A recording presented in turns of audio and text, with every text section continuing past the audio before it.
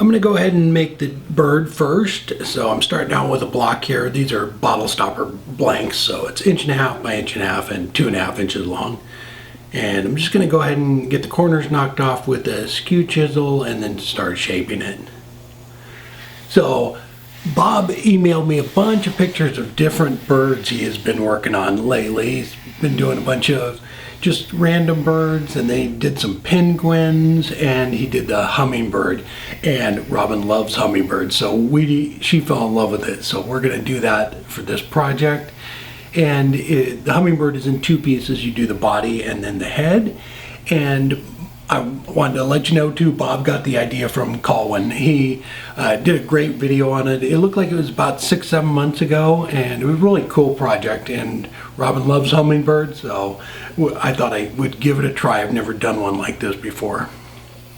So after I got it trued up, I went ahead and started using the spindle gouge, and we're just going to give this kind of a little bit of a cone shape to it, and kind of looks like a chicken leg or turkey leg. And then you flatten the tail off afterwards. But it's pretty straightforward. Just kind of give it a little shape like this, and then we're actually going to dye it here in a second.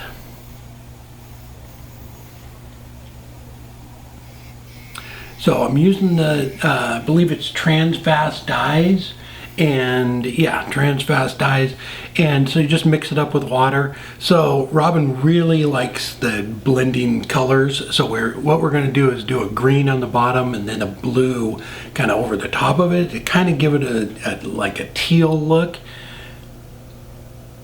And so it soaks in, so you just keep going over it if you want it darker, just until you know what is as dark as you want. I used this stuff years ago on a poison apple I made, and I think I had to soak it down 10 or 15 times to get it a deep red, but it really works. Then I put the blue on, and then I just went over the top of the green to try and get it that like colors to blend together too.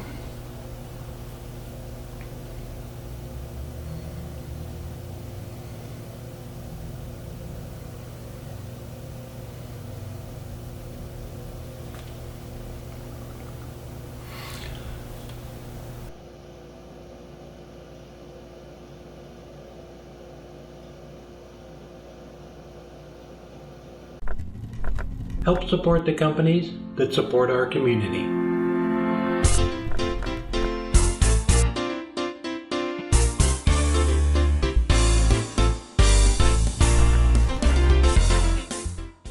Once I had that part done, we'll go ahead and do the head. And same process here.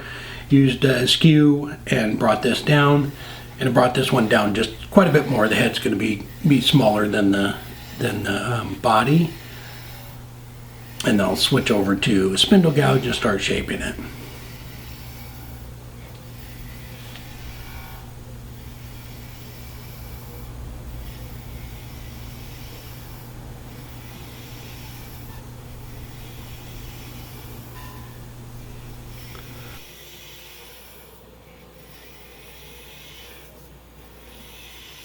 So on this one, I'm going to bring the beak out. So I put a little tenon on it so that I could grab it in the chuck and finish sanding the whole thing. So I went in and put the pin jaws on and put it in the chuck, and you'll see here in a second that it didn't quite work out, so we had to grab another piece.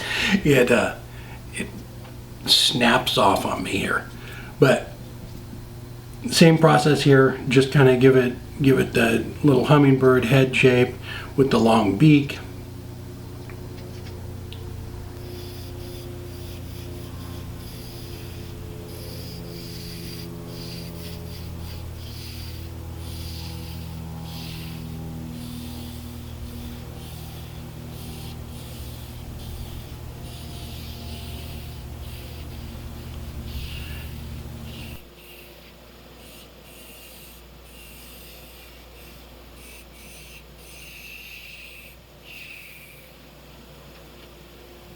And I was trying to clean up that little bit on the end there, and the wood just snapped, just popped it off. So what I did was I just grabbed another piece of wood and redid it. So I just went through that same process again, but this one turned out fine. So it's a nice long beak on it, and then we'll go ahead and dye this one. So on this one I'm going to do green on the beak and then blue on the head. So it kind of matches when we put these together.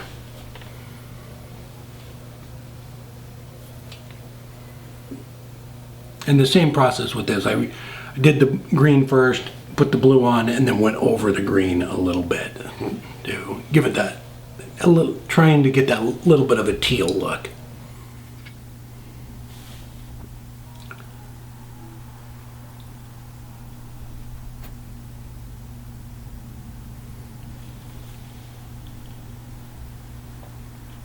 So once you take the pieces off, there are the little spots where the spur center and live center are, so you have to sand those up and get it by hand and get them all cleaned up. This is where the dyeing them didn't really work out great. I mean, it came out fine in the end, but I tried to use like Q-tips on it to blend it in. It didn't work well. We ended up using a paper towel. And my little sanding pad there, the Velcro's gone. I end up throwing this one away in a second here and grabbing another one, little bit bigger. And so on the tail, you just flatten it off, make it look like a little hummingbird tail. Get it all sanded up a little bit, and then you need to re-dye those spots. And so I tried to use the Q-tip, and I think the Q-tip just soaks up too much dye because even I let this dry and it still was really dark, so didn't work out great. I ended up going over it, like I said, with a paper towel, but it was just too much. The paper towel seems to dilute it a little bit. And there I am trying to blend it in, which didn't work either. And this is the head, and we'll go through the same process with this. We will sand it up and then go ahead and dye the end of it.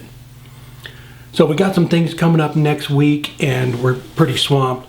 So we're going to do a live show on Saturday afternoon. I'll post that here pretty quick. And if you want to join in, I don't have a project plan, so if you have any project ideas, put them in the comments. It's pretty wide open right now, but yeah, just give us some ideas on something to do. All right, this is going to be the flower. So I believe the wood is, I believe it's Osage orange. I can't remember, but yeah, it's a beautiful piece of wood. It's yellow, so it thought it'd be a great little piece for the flower. So I just trued it up, put a tenon on it, got it in the chuck, and then we'll start making that. And with this flower, what we're going to do is we're going to leave the stamen in the middle of it so that we can hook the hummingbird to it. So we're going to hollow out around the center, and then we'll drill a little hole in it.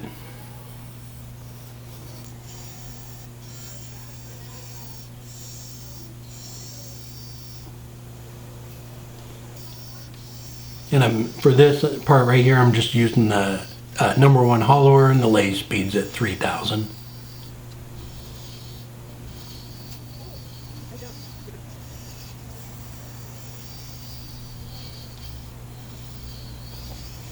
Then for the outside, I switched back to the spindle gouge and just shaped the outside of the flower.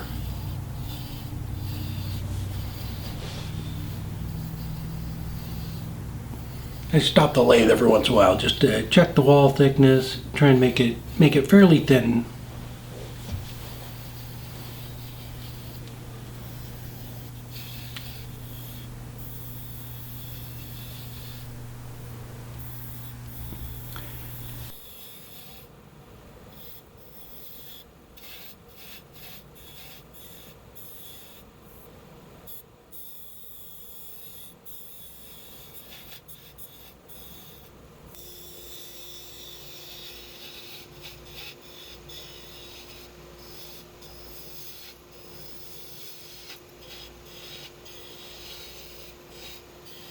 And then once I got close to the chuck, I went ahead and took it out and used the jaws to clamp down around it and brought the tailstock back up and clean up the foot of it there.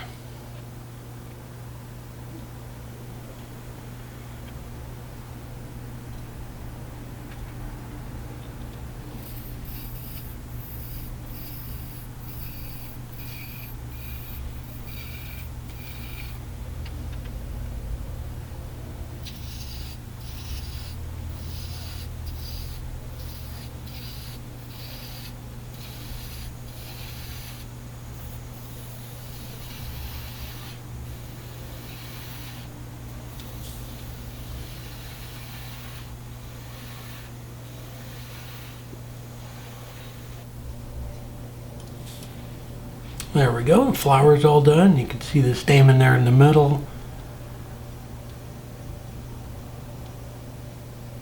And for the base, so I was kind of looking around at different things to use on the base, and I found this piece of maple burl, and I just kind of wanted to look it to look more natural, kind of like, you know, the ground or whatever. But it was already cut like this. I just sanded up the bottom of it, make it nice and flat, and there was one end of it that was kind of a little bit rough, so I sanded that. And then to attach the flower to the base, use a piece of copper wire, just wrapped it around the headstock there of the lathe, make a nice arc on it, and then drill down into the base. So we'll get that mounted in and then figure out where we want the flower.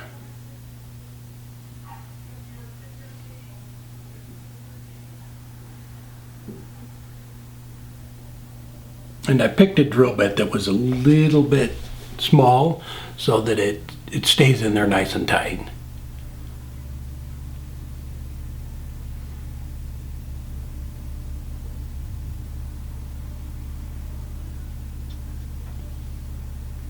We'll just mount the flower on, and then we'll get the bird put together.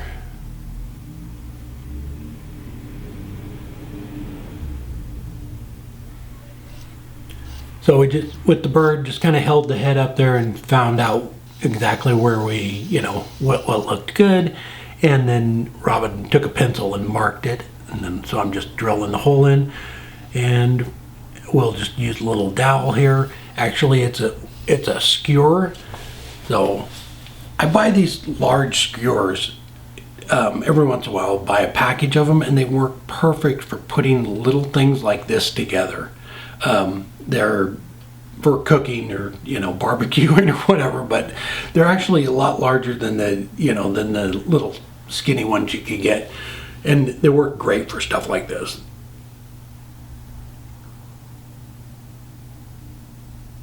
And there we go. There we go, it's all done. I didn't glue this in there so that you could swivel it around whichever way you liked it, like the look of it. But yeah, I really like using the natural wood base with it. And then, so this is maple, I believe this is Osage orange, and the Hummingbird is dyed maple. So it was a fun project. Yeah, thanks Bob for sending all the pictures. Yeah, I did a bunch of different kinds of birds, and then some penguins, and then one very similar to this. So it was a really fun project. Thanks for the idea.